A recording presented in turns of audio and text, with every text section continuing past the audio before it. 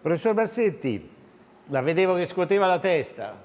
Ma scuoto la testa perché purtroppo noi sui tamponi abbiamo un atteggiamento completamente sbagliato. Noi lavoriamo nel 2022 con l'80% di italiani vaccinati, con gli strumenti e con lo stesso modalità di affrontare i tamponi che avevamo nel 2020-2021.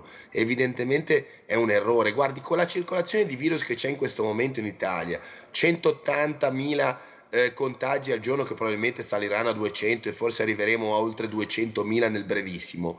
Fare i tamponi a chi è asintomatico non ha nessun senso, serve soltanto a portare via soldi alla gente e a arricchire qualcuno, perché dal punto di vista del tracciamento, dal punto di vista clinico e dal punto di vista della gestione dell'epidemia non serve assolutamente a niente, perché il tracciamento è completamente saltato. Quindi facciamo un appello a che questi tamponi vengano utilizzati quando realmente servono, nel sintomatico, ma nel sintomatico importante, perché ormai con la circolazione che abbiamo nel vaccinato e in buona parte della popolazione siamo di fronte a una forma di raffreddore, siamo di fronte a una forma di influenza. Allora io quello che dico è: ma nel 2018, quando eravamo nel periodo di picco influenzale, facevamo 1.200.000 tamponi al giorno a chi aveva sintomi influenzali? E allora perché dobbiamo farli oggi?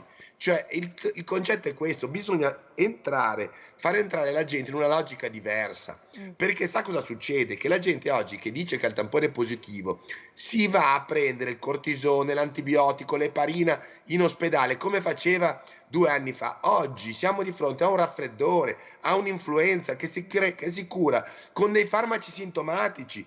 Attenzione, stiamo creando un mostro qua in Italia, un mostro. E poi è difficile fermarlo il mostro, eh? Professore, sì, poi però bisogna, come dire, cercare di spiegarsi il perché, diciamo, ci sono ancora tante vittime, anche ieri sono state tante le vittime, 1,5 milioni di positivi. Insomma, è chiaro che l'andamento dell'epidemia comunque allarma moltissimo la popolazione. Dobbiamo spingere sulla terza dose, questo dice il governo. Poche terze dosi rischiano di mettere in pericolo la salute pubblica?